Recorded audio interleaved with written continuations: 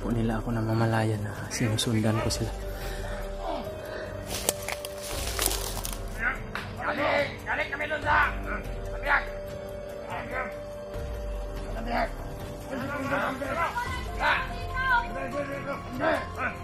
Pinaabot na. Tayo sa palit. Palit. Mayawak sa kamera.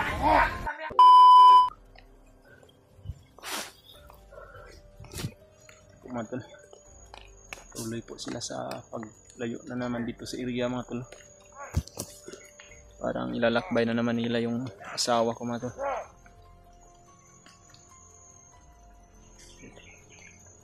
Umalis na sila. At susundan ko po mga tol. Mamaya lang muna ako susunod para hindi nila ako makita.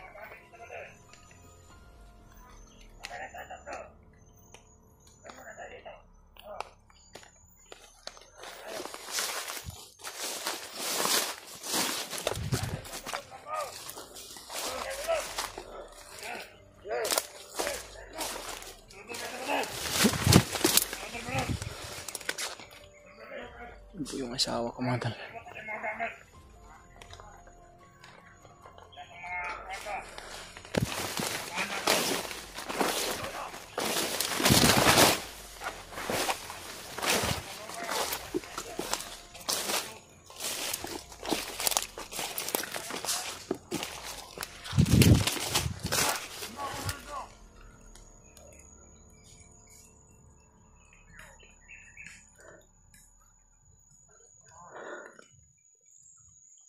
Sinusundan ko po ito parati mga tol. Na kailangan na hindi ito mawala sa paningin ko na hanggang sa makakaabot yung kasamaan ko dito mga tol. At magsama-sama kami para sa kaligtasan ng asawa ko. Dahil nakontak ko na sila Kuya Bads mga tol. At ang sabi nila sa akin mga tol, hindi lang daw iwala sa paningin ko yung asawa ko para sa pag magkita na kami, mas madali namin na mailigtas.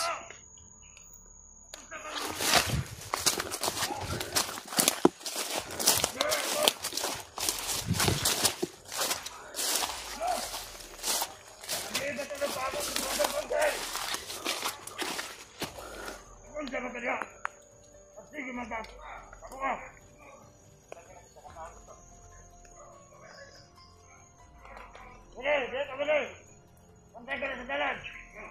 Yo. Yan, lalo ito ka. Lagi na lagi. Ikaw. Yo. Yo mo kamok na. Wait a minute. Ang kahoy.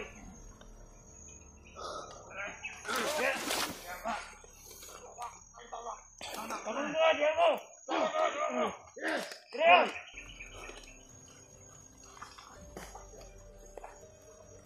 Ano ba yan? Ha?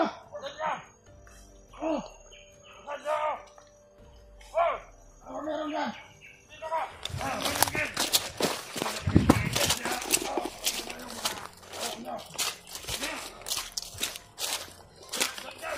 Yan ka, dito ako mali. Pantay ko naman.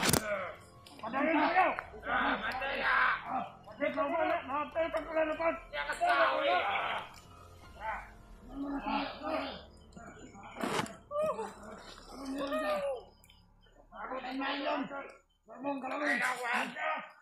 Puputok yung landmine. Yan po sila mga tol. Hindi po nila ako namamalayan na sinusundan ko sila.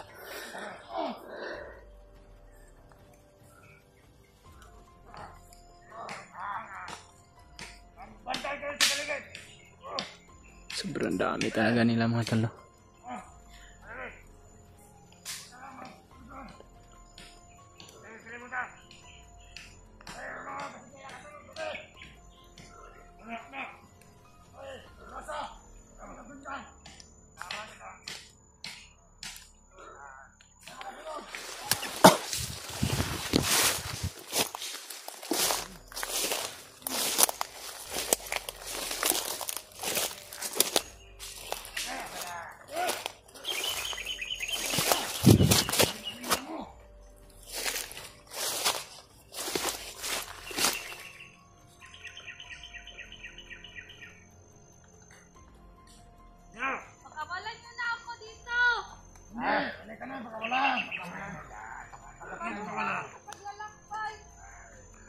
Pagod na yung asawa ko mga tol.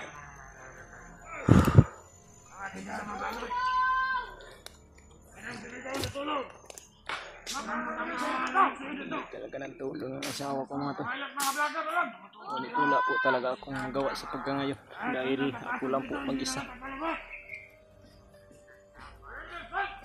Gugustuhin ko man, ngunit hindi rin pwede dahil baka mapapahamak yung asawa ko.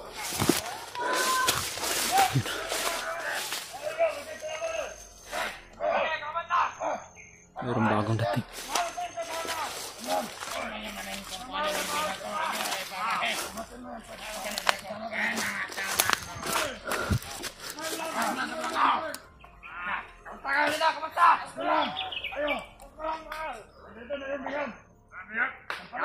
Galing kami doon sa biyak.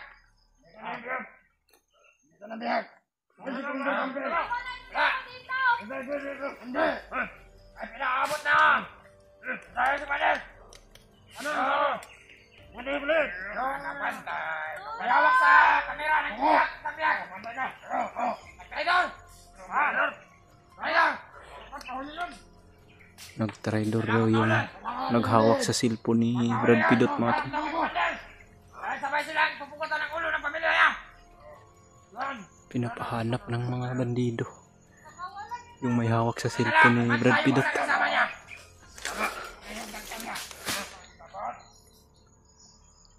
Dapat kasi dalawa silang magliligtas. Pero natakot siya kay Commander. Kaya, yung bong niya. Ay, puta, pero nakatakas yung kuha.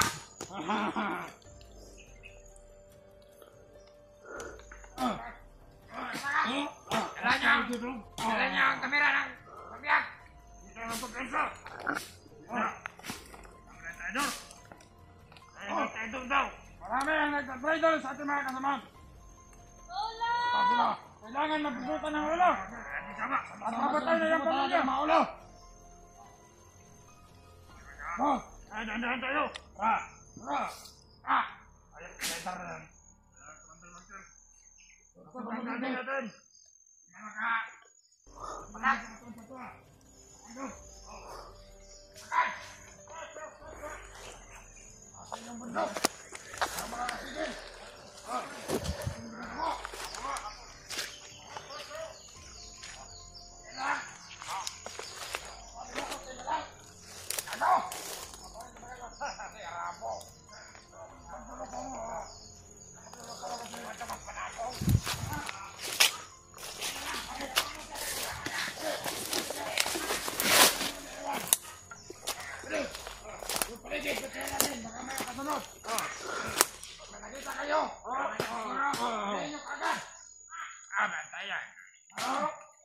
Bantay na dyan ang pesa ko. Putol yung tinabuhin sa plato.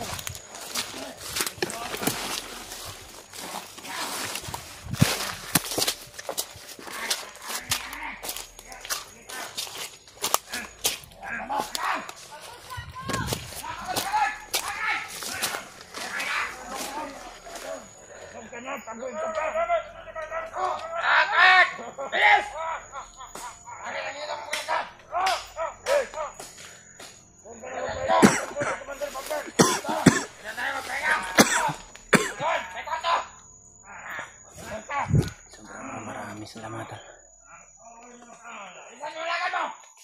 Sana may mga kasamaan ako dito. Matay mo rin kayo. Tatay, naon din sa mga kuhan. Okay. Huwag kayo magsigsapuhan. Kala tayo. Okay. Kala tayo.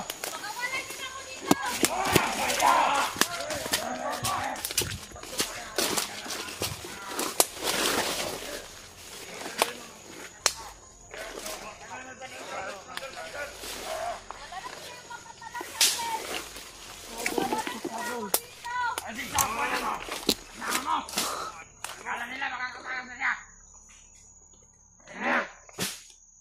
Kasama namin na. Tatay doon.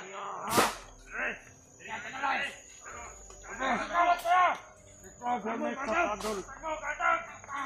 Patadol. Kaya, kata ko ba? Masakit pa ng paano na to? Subukan mo natin.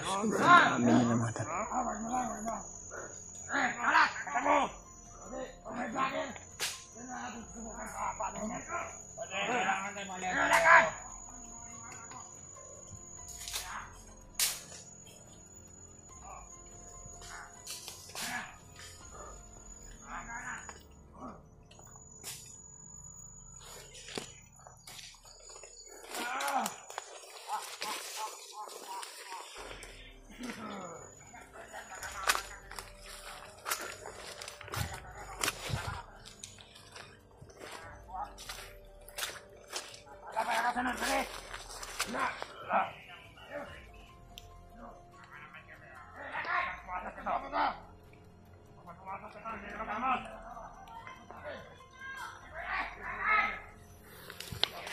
Sobrang kawawa na lang ng sitwasyon ng asawa ko mga tol.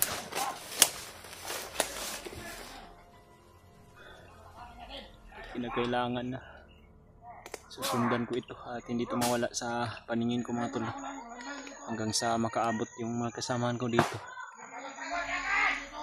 Dahil nakontak ko naman po sila mga tol. At papunta na rin po sila dito. Sana po makaabot sila agad at hindi pa ito makarating sa kay Commander Bangkil yung asawa ko mga tol. Sobrang marami talaga yung nakaaligid sa kanya ng mga bandido mga tol. Kaya gustuhin ko man na iligtas, ngunit hindi ko magawa dahil sa kapakanan din ng sarili ko mga tol at sa asawa ko. Baka kung makita nila ako o makita nila na iligtas ko tapos hindi ako makalayo agad mga tol, baka mapapano o sasaktan nila yung asawa ko. Kaya hinihintay ko na lang po yung mga kasamahan ko mga tol.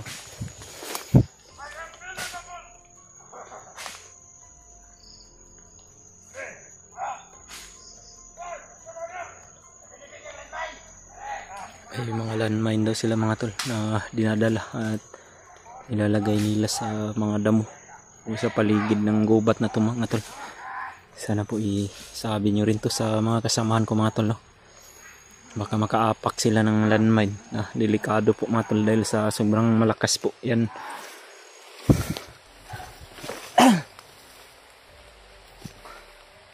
Hindi muna ako susunod mga tol at na kailangan na maingat ako dito sa bawat kilos ko dahil isang sipyat ko lang dito mga tol o isang pagkakamali ko lang maaaring mapahamak ako o di kaya yung asawa ko mga tol.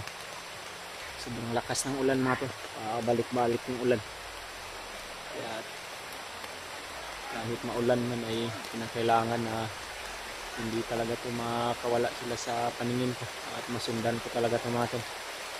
Sana po mga tol i-share nyo itong video to sa aking mga kasamahan. Tulungan nyo po ako na ipagdasal mga tol. Walang mangyaring masama sa akin at sa asawa ko po at sa kay Brad Pidot mga tol at sa mga kasamahan ko po.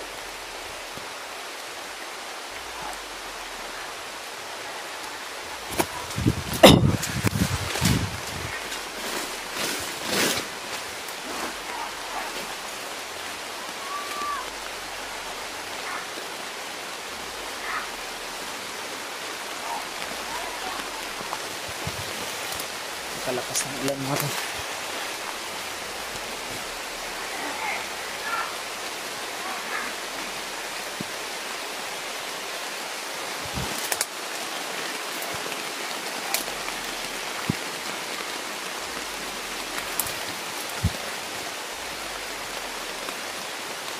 Tinitingnan ko lang po sila mga tol at kahit nabasama na ako dito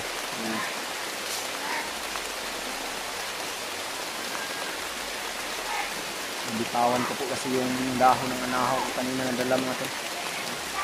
Nahanap na lang ako ng ibang dahon dito natatali na meron ako makita para mayroon akong makakip sa ulan mga tol dahil nababasa talaga ako.